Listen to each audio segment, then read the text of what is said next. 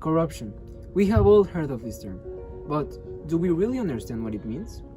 To answer this, I asked several college students the following question.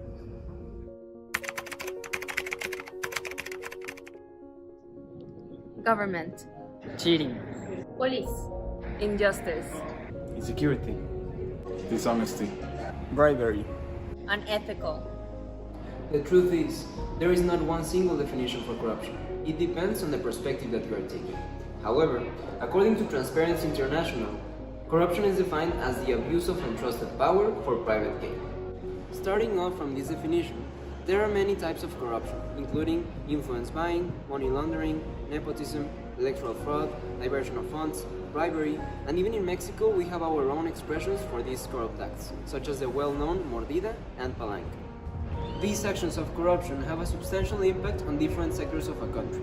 According to the UNODC, some of the consequences of corruption include increase of inequality and organized crime, decrease of quality of health and education, lack of trust in the government, impunity, and environmental damage. By preventing and combating corruption, countries around the world can reduce or even avoid the probability of having these type of problems on their territories. As well, corruption and inequality are commonly found inside a vicious cycle. The most corrupt ones are the ones that have the most inequality, and the most unequal countries are the ones that have the most corruption, which means that if we somehow manage to reduce the levels of corruption, then the levels of inequality will be reduced too. Democracy plays an important role in our fight against corruption. According to Fisman and Golden, in countries where perceptions of corruption are higher, support for democracy is eroded. This is why we need to strengthen democracy and its institutions. In this way, we as citizens will be able to vote for who we really believe is the best candidate, taking into account their real proposals and not only their anti-corrupt speech. To better comprehend how does corruption takes place in the real world, let's analyze a corruption case that happened more than 10 years ago. In 2004, Walmart installed one of their stores in Teotihuacan, Mexico, even though the area was restricted to residential use only, because of the fact that the region was pretty close to Tenochtitlan's archaeological site. Due to this, the authorities of the city created a zonification map which prohibited commercial development in the area where Walmart wanted to establish their store. However, Walmart executives paid a $52,000 bribe to a public officer so he could modify the map before its release.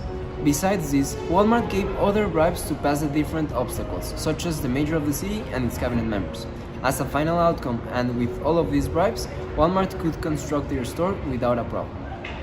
Resisting and fighting corruption are expressions of social responsibility, mostly because this is a problem that affects us all and that has consequences in all sectors of society.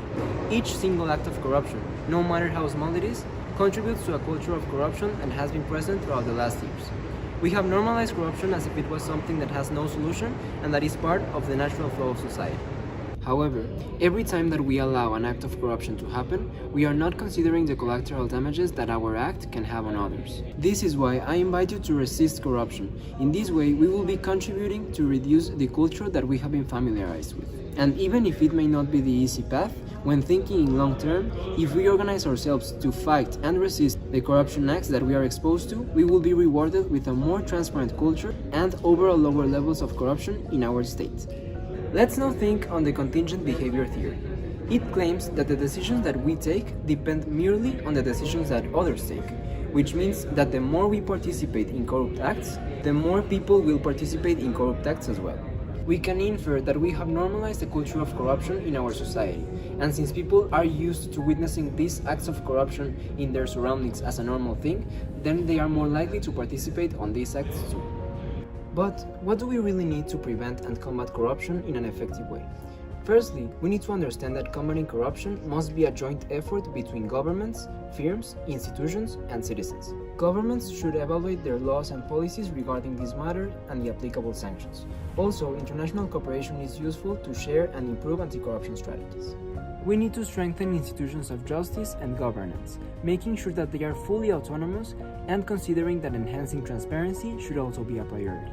Now, we as citizens play a very important role in this fight, so pay attention, because I will share with you some of the actions that you can easily take to be part of the solution. Number 1. Participate actively in democratic and electoral processes, and please exercise your right to vote. 2.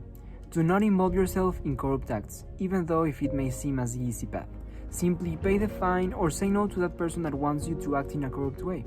I know it may take an effort, but if we all do it, we will reach our goal. So, be an ambassador of the rule of law. 3. Inform yourself in terms of corruption. Read the news of your state and take advantage of the resources that we have available, such as the Plataforma Nacional Digital, for example. Please do not forget that you have the right to access public information. And last, but definitely not least, share all of this information with the people that surround you and raise awareness on them to end this culture of corruption once and for all.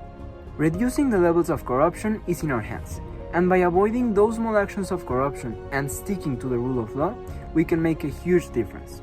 In this way, we will be able to gradually reduce the culture of corruption and build a new one in which its foundations are social responsibility, integrity, and transparency.